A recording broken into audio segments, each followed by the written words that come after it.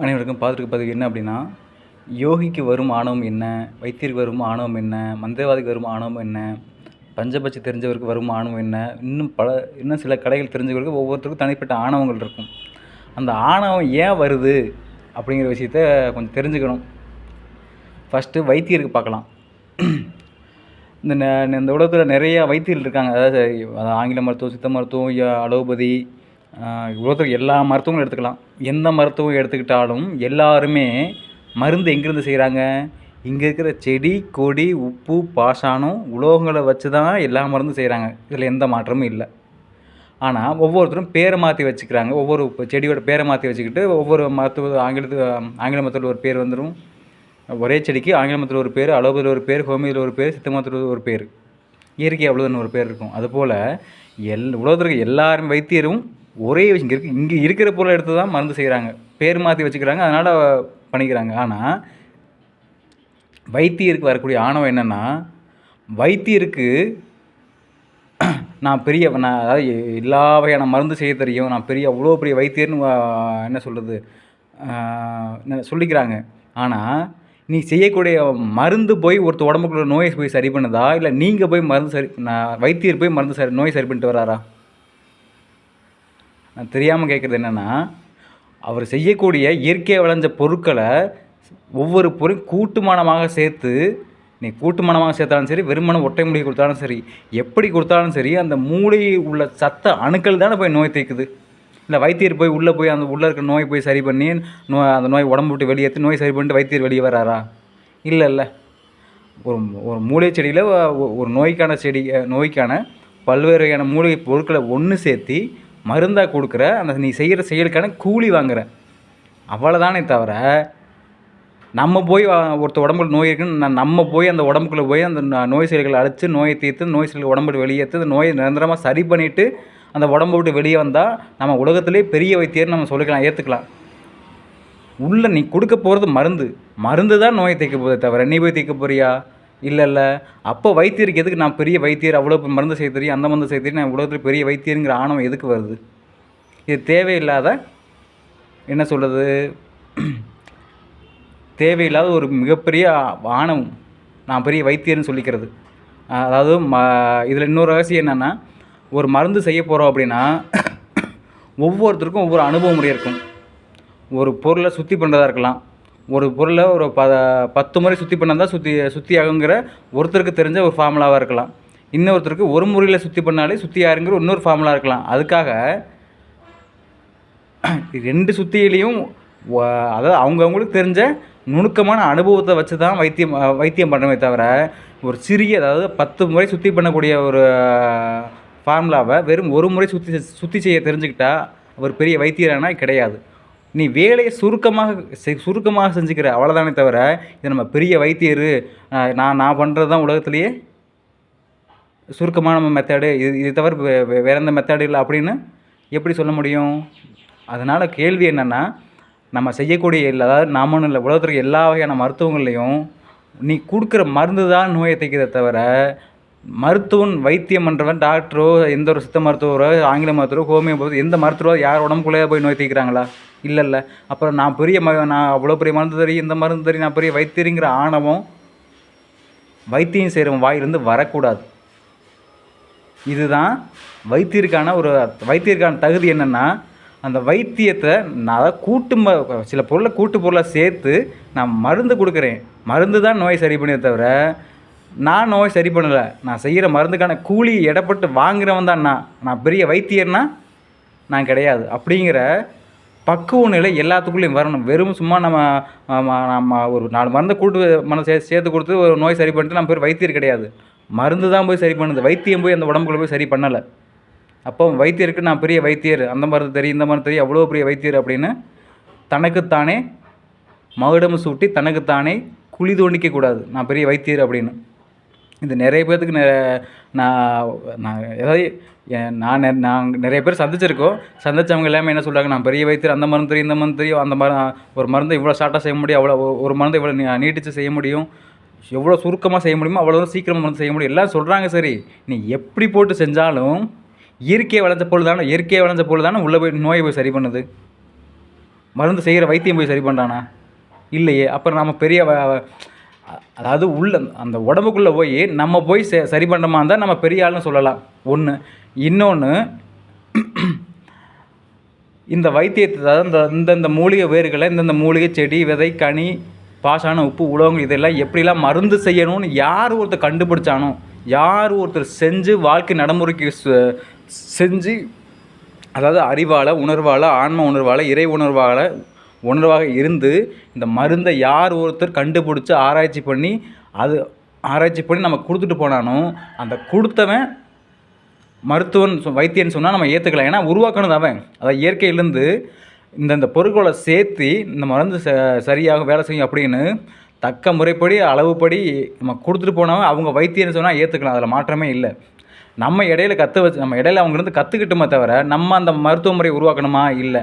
அந்த மருத்துவம் உருவாக்குறதுக்கு காரணமாக இருந்தது ஆன்ம சக்தி, உயிர் சக்தி, இறை சக்தியாக அவங்க இறைவனாக இருந்து நம்ம கற்றுக் கொடுத்தாங்க. அந்த நிலையில் நம்ம இருக்கிறோமா? கிடையாது. இடப்பட்ட ஒரு விஷயத்தில் நம்ம வயிற்றுப்புழப்புக்காகவோ, ஒரு சேவைக்காகவோ, தேவைக்காகவோ மருத்துவத்தை கற்றுக்கிட்டோம், மருந்து செய்கிறோம், அதை நம்ம பிறருக்கு கொடுக்குறோம். ஆனால் நான் தான் பெரிய வைத்தியங்கிற ஆணவம் வந்துச்சுன்னா அது என்னாச்சுங்க? வேலையே முடிஞ்சு போச்சு. அதே மாதிரி பல பேர்த்துக்கு என்னென்னா, அது அதாவது உலோகம், பாசான, கட்டுக்கலங்கு, சுண்ணம், செந்தூரம், உலோகம் எந்த மருந்து பயன்படுத்துகிறாருந்தாலும் சரி, ஒவ்வொருத்தருக்கும் ஒவ்வொரு நுணுக்க முறை இருக்குது. நமக்கு ஒரு நுணுக்க முறை தெரியுது அப்படின்றக்காக நாம் தான் பெரிய வைத்தியர்னு சொல்லிட்டு தெரிகிறது அர்த்தம் இல்லை. அதாவது நாம் செய்கிற நுணுக்கமான மருந்தும் ஒரே வேலை தான் செய்யுது. இன்னும் மற்றவர் செய்யக்கூடிய வேறு விதமான நுணுக்கமான மருந்தும் அதே வேலையை தான் செய்யுது.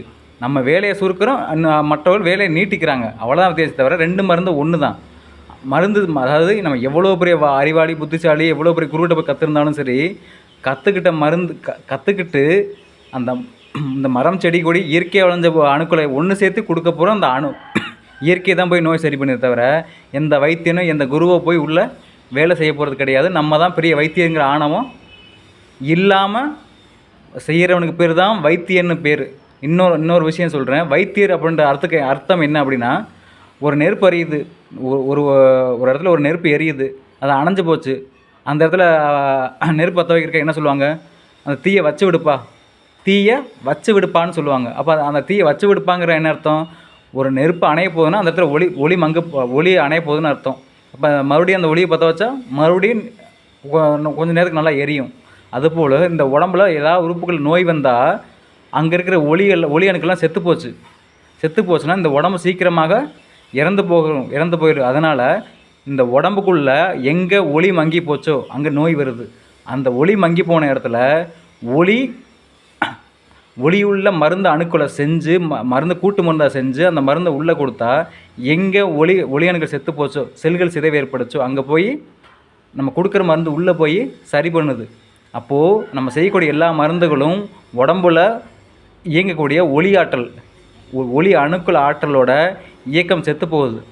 அந்த எந்த ஒரு சக்தி செத்து போகுதோ அதுக்காக வெளியில் கூட்டு மருந்தாக ஒரு நெருப்பு, அதாவது மருந்துங்கிற நெருப்பை உருவாக்கி உள்ளே கொடுத்தோம்னா அது இந்த உடம்புல நோயை சரி பண்ணி இந்த உடம்பு நீண்ட காலம் வாழ வைக்கிறதுக்கு உதவியாக இருக்கும். அதுதான் இந்த உடம்புல எங்கே நெருப்பு குறையுதோ அங்கே தீயை வைக்க சொல்கிறாங்க. அந்த தீங்கிறது மருந்து.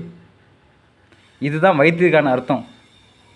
இதெல்லாம் நிறைய பேர்த்துக்கு இன்னும் நான் சந்திச்ச முக்கால்வாசி பேர் என்னென்னா, பெரிய வைத்தியர், அந்த மருந்து செய்கிறேன், இந்த மருந்து செய்ய தெரியும், அவ்வளோ பெரிய ஆள், எல்லா ரகசியமும் சொல்கிறாங்க. சரி, எதுக்கு அவங்க? அதாவது நான் கேட்ட கேள்வி ஒன்று தான். மருந்து செய்ய போகிற, மருந்து கொடுக்க போகிற யார் நோயாளியோ அந்த உடம்புக்குள்ளே மருந்து போய் வேலை செய்தா, இல்லை வைத்தியங்கிற நீ போய் வேலை செய்ய போறியா? மருந்து தானே வேலை செய்ய போகுது. இப்போ நீ யார்? அந்த மருந்தை கூட்டு மருந்தாக செஞ்சு செய்யக்கூடிய ஒரு கூலியாள், அவ்வளோதானே. நம்ம பெரிய வைத்தியர்னு சொல்கிறதுக்கு என்ன அர்த்தம் இருக்குது? நம்ம போய் அந்த உடம்புக்குள்ளே போய் நோயை சரி பண்ணிவிட்டு மீண்டும் வெளியே வந்து நான் வைத்தியர்னு சொன்னால் சரிப்பா நம்ம வைத்தியர்னு ஒருத்தர் பெரிய ஆள் அப்படின்னு ஏற்றுக்கலாம். மருந்து தானேப்பா போய் சரி பண்ணுது. நீ இடையில மருந்து செஞ்சு கொடுக்கக்கூடிய ஒரு கூலி ஆள் தானே. நான் பெரிய ஆள், நீ அவன் பெரிய ஆள், நான் அந்த மருந்து செய்து இந்த மருந்து செய்து அப்படின்னு என்னென்னமோ பேசுகிறாங்க. பேசட்டும் அப்படின்னு விட்டுட்டு நிறைய பேர் சந்தித்து பேசாமல் விட்டுட்டுலாம் வந்திருக்கேன். வைத்தியர்களுடைய ஆணவங்கள்லாம் இப்படி இருக்குது. அடுத்து அதாவது இந்த பல மந்திரவாதிகளாக இருக்காங்க. கேட்டால் நான் பெரிய மந்திரவாதி, அந்த மந்திரவாதி, இந்த மந்திரவாதிங்கிறாங்க. நான் தெரியாமல் கேட்குறேன். மந்திரம் சொல்லுவது நீ, அது பிறர் நோய் தீர்க்கவா இருக்கலாம், பேய் தீர்க்கவா இருக்கலாம், தீவனை நீக்கிறதா இருக்கலாம். மந்திரம் சொல்வதுதான் நீ அந்த நோயை நீ தீர்க்க போறியா, நீ உச்சரித்த உன் உடம்புலேருந்தும் வெட்டவிலேருந்து கிடைக்கப்பட்ட உயிராற்றலை போய் சரி பண்ணுதா? இன்னொன்று, ஒரு மந்திரவாதி இருக்கான்னா ஒரு தெய்வத்தை சில மந்திரங்களை வச்சு ஒரு தெய்வத்தை அழைச்சி ஒரு நோயை சரி பண்ணுறான். தெய்வம் போய் நோயை சரி பண்ணுதா, இவன் போய் மந்திரவாதி போய் நோயை சரி பண்ணுறானா? தெய்வம் தானே போய் சரி பண்ணுது. அது கேட்டால் நான் பெரிய உலகத்தில் பெரிய மந்திரவாதிங்கிறான். உட்கார்ந்த இடத்துலேருந்து நான் எல்லாத்தையும் செய்வேன்னு சொல்கிறான். நீ உட்கார்ந்த இடத்துல தான் நீ இருக்கிற. ஆனால் நீ சொல்கிற வேலையை அதாவது இப்போ சில தெய்வங்களை சில பேய் பிசாசு துர்சக்திகளை கட்டுப்படுத்தக்கூடிய சில வகையான நுணுக்கமான பொருள்களை கையில் வச்சுக்கிட்டு அந்த தேவதையெல்லாம் கூப்பிட்டு அதாவது கட்டி இழுக்கிற மாதிரி வாலண்டியாவோ மிரட்டியோ அடித்தோ அந்த நெகட்டிவோ தெய்வங்களை கூப்பிட்டு உனக்கு தேவையான வேலை இருக்கிறதுலேருந்து வாங்குறே தவிர நீ போய் எந்த வேலையும் செய்யலைல்ல. உன் ஆன்மா போய் செஞ்சுதா? இல்லைல்ல. எந்த ஒரு தெய்வத்தையும் கூப்பிடாம உன்னோட ஆன்ம சக்தி மட்டும் போய் ஒரு காரியத்தை செஞ்சுட்டு வந்தால் நீ மந்திரவாதின்னு பேர். ஒரு தெய்வத்தை ஏதோ ஒரு விதத்தில் அந்த தெய்வத்தை கட்டுப்படுத்தி பயமுறுத்தி அப்படி ஒரு தெய்வத்தை அழைச்சி பேய் பிசாசு ஏதாவது அழைச்சி ஒரு காரியம் செய்கிறன்னா நீ எப்படி மந்திரவாதியாவ? நீ உட்காந்துருந்துருந்தே மரக்கட்ட மாதிரி உட்காந்துருக்காள் தான். நீ சொல்கிறது தான் நீ சொல்கிறதே தவிர செய்கிறது யார்? தெய்வம் செய்யும். அல்லது நம்ம பேயோ பிசாசு ஏதோ ஒரு தூஷத்தில் ஏதோ ஒரு போய் நம்ம சொல்கிற காரியத்தை செஞ்சுட்டு வரும். கேட்டால் நான் பெரிய மந்திரவாதிங்கிறாங்க, பெரிய மந்திரவாதின்னு சொல்கிறாங்க. மந்திரவாதி அப்படின்னா என்ன அர்த்தம்? தன் உயிரை தனக்கு பாதுகாப்பு தெரியணும், தன் ஆன்மா சக்தியை ஏவல் பண்ண தெரியணும். தன் உடம்புக்கு உயிர் சக்தியை உடம்புட்டு உயிர் பிரிக்கவும் உயிர் சேர்க்கவும். யாருக்காவது ஒரு 500 கிலோமீட்டர் அந்த பக்கம் யாருக்காவது உடம்பு சரியில்லை அப்படின்னா 500 கிலோமீட்டர் அந்த பக்கம் உடம்பு சரியில்லைனா கூட தன்னுடைய ஆத்ம சக்தியை உடம்பை விட்டு பிரித்து நீ போய் சரி பண்ணிட்டு வந்தால் அதுக்கு பேர் மந்திரவாதின்னு பேர். ஒரு தெய்வத்தை அழைச்சி அடிமைப்படுத்தி ஒரு பேயை அழைச்சி அதை அடிமைப்படுத்தி ஒரு வேலை வாங்கினா அதுக்கு பேர் மந்திரவாதி கிடையாது, அது வயிற்று பிழப்பு. நான் பெரிய மந்திரவாதின்னு சொல்லணும் அப்படின்னா நமக்கு ஒரு தகுதி வேணும். தன்னுடைய உயிரை ஆன்மாவை பிரித்து என்ன வேலை வாங்கினமோ யாருக்கு என்னென்ன காரியம் நடக்கணுமோ அந்த காரியத்தை நம்முடைய ஆன்மாவை வச்சு யார் ஒருத்தர் எல்லா காரியத்தையும் செய்கிறான்னா அவனுக்கு பேர் மந்திரவாதின்னு பேர். இங்கே 4 மந்திரம் சொல்லிட்டா 4 பிசாசை பிடிச்சிக்கிட்டா ஒரு தெய்வத்தை பிடிச்சிக்கிட்டா 4 மைய கற்றுக்கிட்டா ஏதோ ஒரு பூஜை புனஸ்காரம் பண்ணிவிட்டு பெரிய மந்திரவாதி அப்படின்னு சொல்லிட்டு என்னென்னமோ பண்ணிட்டு திரியிறாங்க இங்கே. அதுபோல் அதாவது உண்மையான மாந்திரிகர்னா தன்னோட உயிர் சக்தி, அதாவது உண்மையான மெய் மாந்திரிகர் அப்படின்னா எந்த ஒரு தெய்வத்தையோ பேயோ பிசாசோ எந்த மூலிகை செடி எதையுமே தொந்தரவே பண்ண மாட்டாங்க. தன்னுடைய ஆன்ம சக்தியை மட்டும் பலப்படுத்திக்கிட்டு தன்னுடைய ஆன்ம சக்தியை உடம்பு விட்டு பிரித்து யாருக்கு என்னென்ன காரியம் செய்யணுமோ அங்கே போய் தானே போய் ஆன்மாவாக இருந்து எல்லா காரியத்தையும் சாதிச்சுட்டு வர்றான். பார்த்தீங்களா, அவனுக்கு பேர் மாந்திரிகவாதின்னு என்னென்னமோ பண்ணிட்டு திரிகிறாங்க. அது ஒரு சப்ஜெக்ட் தனியாக உள்ளது. இது முடிஞ்சிருச்சுங்க. அதாவது நான் என்ன முழுசாக பேசினா ஒரு நாளே பத்தாது, அதனால் கொஞ்சமாக தான் சொல்லியிருக்கேன்.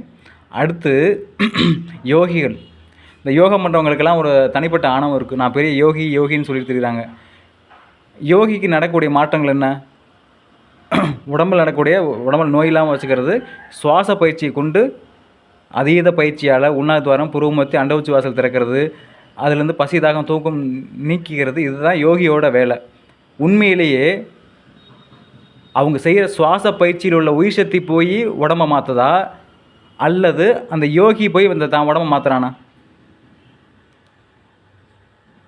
கேட்குற கேள்வி என்னென்னா, ஒரு யோகி மூச்சு பயிற்சி செய்கிறான், சுவாச பயிற்சி செய்கிறான், தவம் செய்கிறான், என்னமோ பண்ணுறான். ஆனால் எல்லாமே பண்ணால் அவன் உட்கார்ந்த இடத்துலேருந்து சுவாசத்தை மட்டும் தான் எடுக்கிறானே தவிர உள்ளே போய் உள்நாட்டு துவாரம் திறக்கிறதோ புருவமத்தி துவாரம் திறக்கிறதோ அல்ல தலாண்ட உச்சி வாசம் திறக்கிறதோ இல்லை மூலாதாரத்தை மேலே ஏற்றுறதோ இல்லை பசி தாகம் தூக்கம் நீக்கிறதோ நோய் நீக்கிறதோ எதுவுமே எல்லாத்தையும் அந்த யோகி செய்கிறாங்களா? அல்ல அந்த காற்றில் கலந்துள்ள பிராணன் பிரணவசக்தி வேலை செய்யுதா? அந்த பிராணன் பிரணவசக்தி தானே வேலை செய்யுது.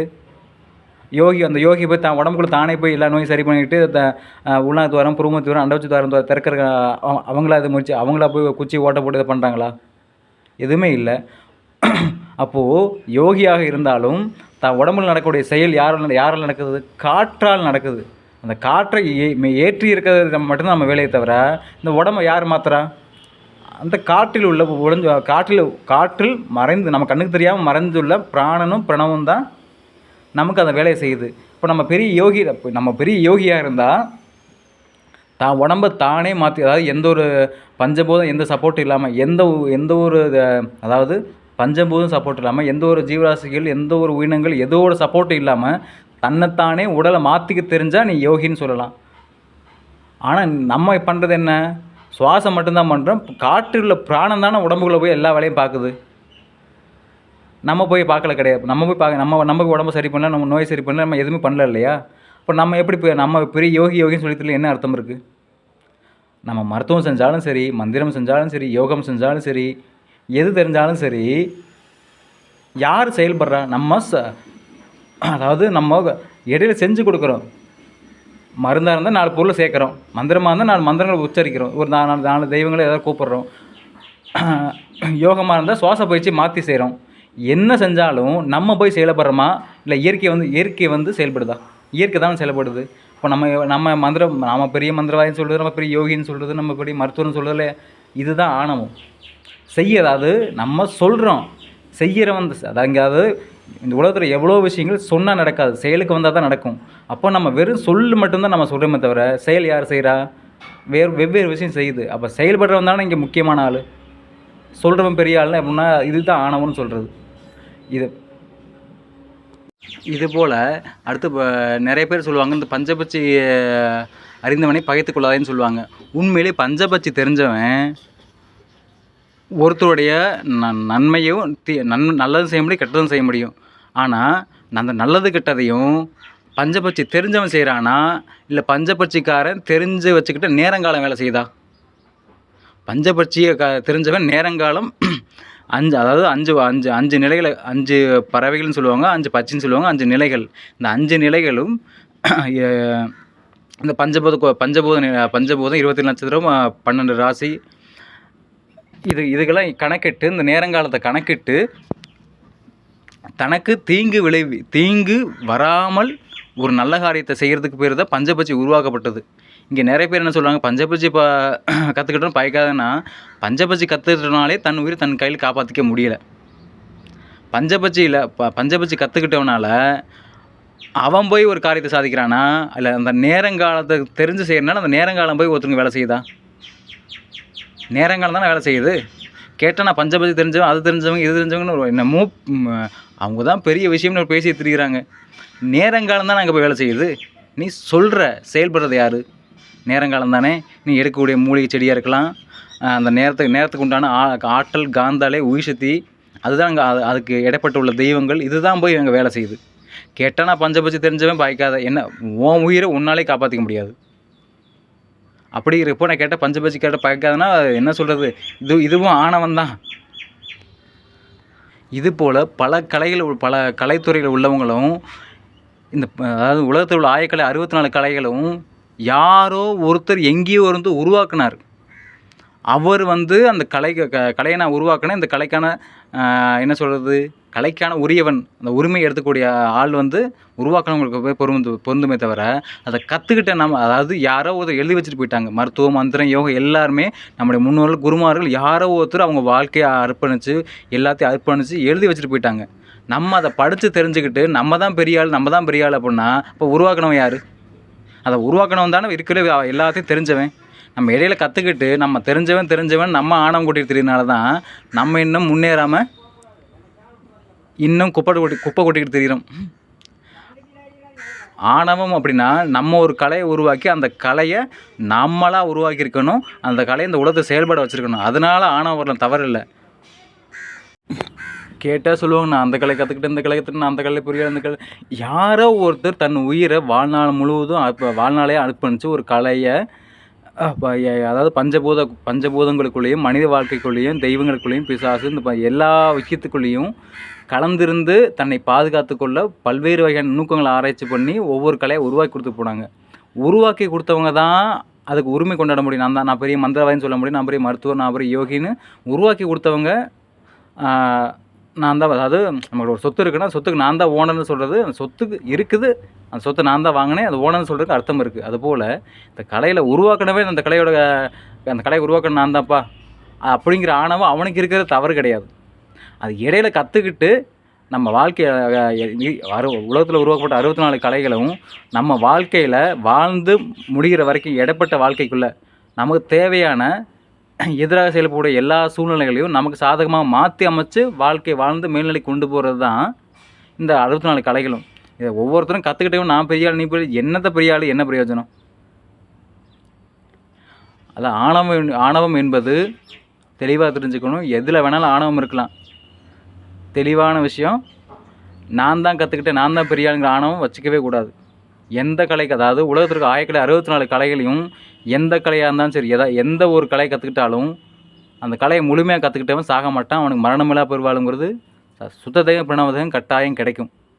நான் கலையை கற்றுக்கிட்டேன் நான் பெரிய ஆளுன்னு சொல்கிறவங்க அவங்க சாகாமல் இருந்தால் உண்மையிலே அந்த கலையில் தேர்ச்சி பெற்றவன்னு அர்த்தம். செத்து போகிறாங்கன்னா அவன் சொல்லிக்கிட்டு தெரிஞ்சு இவ்வளோ நாள் நான் பெரிய வைத்தியர், யோகி, மந்திரவாதி, அந்த கலை கற்றுக்கிட்டு இந்த கலை கற்றுக்கிட்டு பெரிய ஆள் சொல்லி தெரியுறாங்க இல்லையா, அவங்க எல்லாமே செத்து போனாங்கன்னா தன்னைத்தானே இவ்வளோ நாள் பெரிய மந்திரவாதி, மருத்துவர், யோகி அப்படின்னு சொல்லிட்டு ஏமாற்றி கொண்டு வாழ்கிறவங்கன்னு அர்த்தம்.